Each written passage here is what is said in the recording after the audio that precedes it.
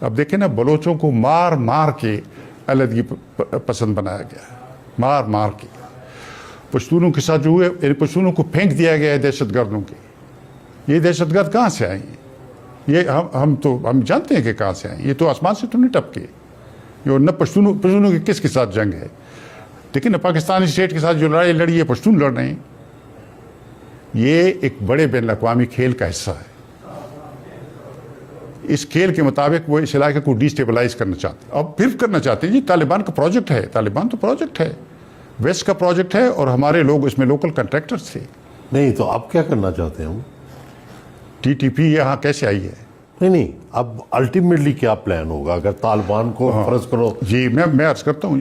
میرا خیال یہ ہے کہ یہ جو عالمی غلبے کی جنگ ہے، اس کے لیے ایک مشہور برطانوی ایکسپرٹ تھا 20ویں صدی میں، میکنڈر اس کا نام تھا. 1904 میں اس نے ایک پیپر لکھا تھا. اس نے لکھا تھا کہ جو ایسٹ یورپ اور ایشیا کے کچھ علاقوں پہ اس کو کہتے ہیں Eurasian heartland. Eurasian heartland, Eurasia کا قلب، یہ شروع ہوتا ہے منگولیا سے. یہ 5 سینٹرل ایشین ریپبلک، افغانستان، پھر روس، بیلورشیا، یوکرائن، یہ جو جاپان اور یہ علاقے ہیں فار ایسٹ، یہ اس کا رم ہے.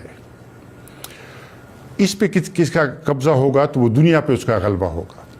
اور بھی چیزیں ہیں لیکن میں مختصراً یہ عرض کرنا چاہتا ہوں. تو اس میں یہ جو یوکرائن میں لڑائی ہے یہ بھی اس کے لیے ہے، اور یہ جو افغانستان کے گرد لڑائی ہے یہ بھی اس کے لیے ہے. یہ دونوں لڑائیاں یوریشین ہرٹ لینڈ کے لیے لڑائی ہے. یوریشیا میں سب سے اب امپورٹنٹ چیز سینٹرل ایشیا ہے. سینٹرل ایشیا میں 3 طاقتوں کے درمیان مقابلہ ہے، تاریخی مقابلہ ہے. ان میں لڑائی نہیں ہے، مقابلہ ہے. ایک روس ہے جو 19ویں صدی میں سینٹرل ایشیا میں آیا اور اس نے روسیفائی کیا سینٹرل ایشیا کو. اگرچہ سوویت یونین ٹوٹ گیا ہے لیکن روسی ہلکا اثر موجود ہے. دوسرا کھلاڑی چین ہے. سنکیانگ خود سینٹرل ایشیا ہے. ایگور ترک ہیں اور سینٹرل ایشیا موسٹلی ترک ہے. تاجکوں کو چھوڑ کے باقی سارے ترک ہیں.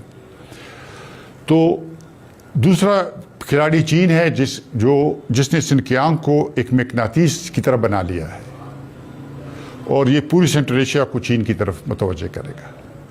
اور اس کے علاوہ چین نے سرمایہ کاری کی ہے، ٹریڈ میں پارٹنرشپ، بڑی پارٹنرشپ ہے سینٹرل ایشیا کے ساتھ اس کی. یہ دوسرا کھلاڑی. تیسرا کھلاڑی جو ہے وہ ہے ترکی. تو تاریخی طور پر جی پین ٹرکزم، بین الترکیت. اس میں یہ کہ 4 سینٹرل ایشین ریپبلکس، تاجکستان کو چھوڑ کے 5 ہیں. 4 جو ہیں یہ ترک ہیں، کرغیزستان، یہ جو ازبکستان، ترکمنستان، قازقستان، یہ سارے ترک ہیں. آذربائیجان بھی ترک ہے. تو یہ کامن ویلتھ آف ترکی بننے جا رہا ہے. اور یہ اردگان ہے، یہ نیو آٹومنزم ہے، نئی عثمانیت. یہ مذہب اور قومیت کو پھر جوڑ لیتے ہیں، یہ زیادہ لیتھل طاقت بن جاتی ہے. لیکن ان تینوں طاقتوں کے درمیان ایک مقابلہ ہے. پھر اس کے سے باہر اینگلو سیکسن امپائر ہے. پہلے اس کی برطانیہ لیڈرشپ کرتا تھا، اب امریکہ کرتا ہے. ان کے پاس کیا ہے؟ یہ جو رچرڈ ہالبروک تھا، آپ کو یاد ہے 2009 میں آیا تھا اسلام آباد میں. اس نے کہا تھا کہ میں ایف پیک کے لیے امریکہ کا نمائندہ ہوں.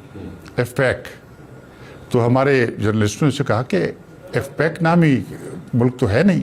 اسے کہا کہ ہاں ملک نہیں ہے، but it is one operation theatre. One operation theatre یعنی افغانستان پاکستان ایک آپریشن تھیٹر لڑائی کا. یہ انہوں نے ایف پیک بنا لیا ہے. جی یہ پچھلے 40-45 سال میں جو ہماری افغان پالیسی تھی، ہماری افغان پالیسی اصل میں پاکستان کے بننے سے پہلے بنی تھی. ایک طرح سے پاکستان اس کو امپلیمنٹ کیا تو برطانیہ نے بنائی تھی. وہی پالیسی ہے کنٹین کرنے کی سوویت یونین کو. تو گزارش یہ ہے کہ اس میں پھنس کر ایف پیک میں ہم چلے گئے ہیں. تو یہ جو اینگلو سیکسن امپائر ہے اس کے پاس اس مقابلے کا جو سینٹرل ایشیا میں ہو رہا ہے ان کے پاس توڑ کیا ہے؟ جہاد. اور جہاد کہاں سے ہوگا؟ ایف پیک سے. کون کرے گا؟ ٹی ٹی پی اور داعش.